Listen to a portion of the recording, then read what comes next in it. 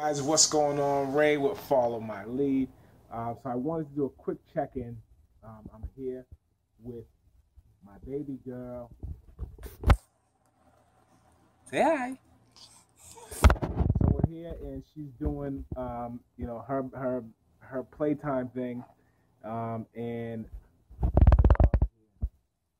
right. And one thing I just want to give you guys a heads up on. My daughter is now 10 months. 10 months. So, when we was talking earlier about some things, and she's walking. So when we was talking earlier about some things, whoa, losing the camera here. So when we was talking earlier about some things, we talked a lot about helping your dog understand boundaries and respect and that type of thing. Time for a haircut, huh? But anyways, now we're at the point where, you see, she needs to be in everything. She's like, listen, I need to see what you're doing, right?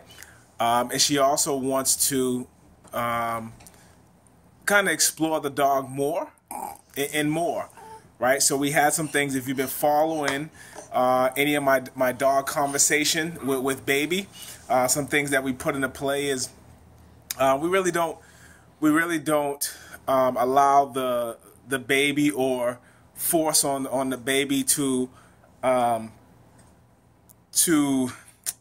what's the word that I'm looking for here? We don't force the baby to speak to the dog, that type of thing. Call the dog's name, know the dog's name. The dog is here, and that's more than enough. You don't have to try to force anything else.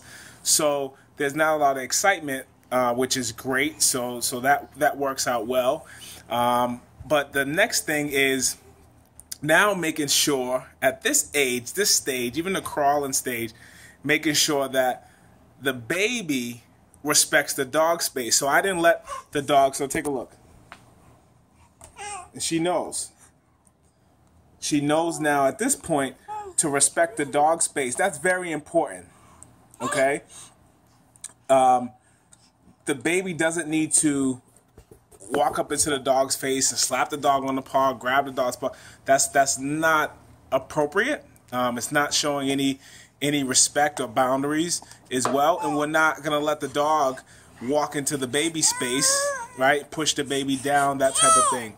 We're showing respect, we're showing boundaries, but we're also teaching both of them what we want. Okay? So excuse me, I got to lift her back up here. This is constant. Right? So But what I want to say is the play area right now this is the play area. This is what it looks like, right? Maybe a few of you understand what this looks like, right? Or have seen it before. But that's the play area, and the dog. I'm not telling the dog to go lay down or anything like that. I'm just saying, hey, listen, you can't come in here. I don't want you in here while she's walking around. I don't want you sniffing at the toys, any of that stuff. None of that's supposed to go on. So what the dog opts to do is the next best thing, which is to lay down on a cool floor and relax. So with me giving those instructions, I also have to make sure that I then make sure that the baby is not overstepping his boundaries to the dog. Okay? So walking into the dog's space, especially while it's laying down, in any minute she can doze off. Look at that. She can doze off, and you don't want a baby walking up on a dog while the dog is relaxing, maybe sleeping. It's not appropriate. There's times that you can help the dog get a lot more comfortable around the baby and the movement and the touch and things like that. That's not the time to do it, though. Okay? So I just want to check in with you guys.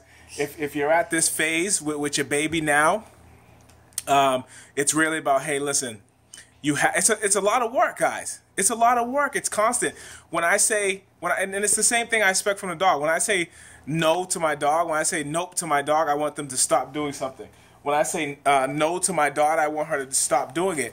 But the first phase of that for my daughter is when I say no, I then have to remove her from the situation. My dog already understands that when I say no, that there's a consequence. My daughter doesn't at this point, so I have to get up and actually move my daughter out of that situation that I think is not going to be appropriate for her.